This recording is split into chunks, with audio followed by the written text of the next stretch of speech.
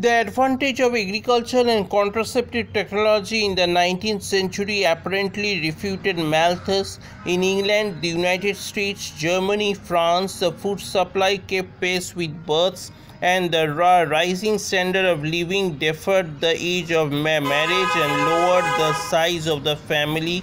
The multiplication of consumers was also a multiplication of producers. New hands developed new lands to raise more food. The recent spectacle of Canada and the United States exporting millions of bushels of wheat while avoiding famine and pestilence at home seemed to provide a living answer to Malthus. If existing agricultural knowledge were everywhere applied, the planet would feed twice its present population. Malthus would answer, of course, that this solution merely postpones the calamity. There is a limit to the fertility of the soil. Every advance in agricultural technology is sooner or later cancelled by the excess of births over deaths, and meanwhile medicine, sanitation, charity nullify selection by keeping the unfit alive to multiply their like. To which hope replies the advantage of industry, urbanization, education, standards of living in countries that now endanger the world by their fertility will probably have the same effect there in reducing the birth rate as they have had in Europe or in North America. Until that equilibrium of production and reproduction comes, it will be a counsel of humanity to disseminate the knowledge and means of contraception.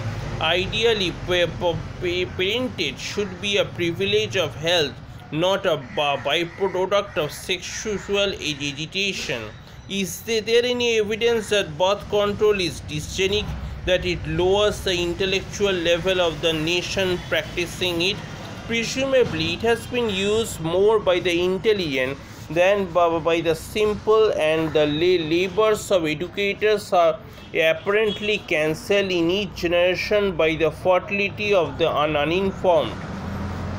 But much of what we call intelligence is a result of individual education, opportunity, experience, and there is no evidence that such intellectual acquirements are transmitted in the genes.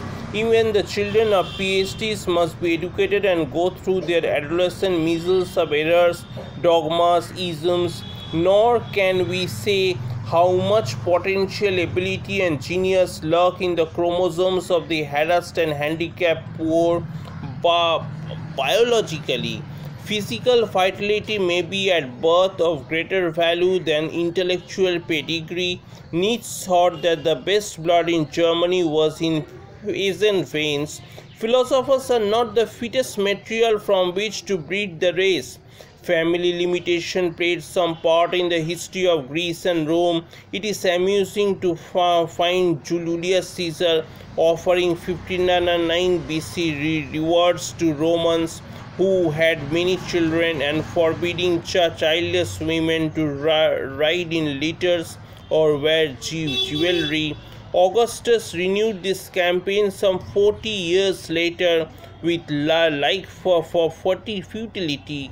Birth control continued to spread in the upper classes, while immigrant stocks from the Germanic north and the Greek or Semitic east replenished and altered the population of Italy.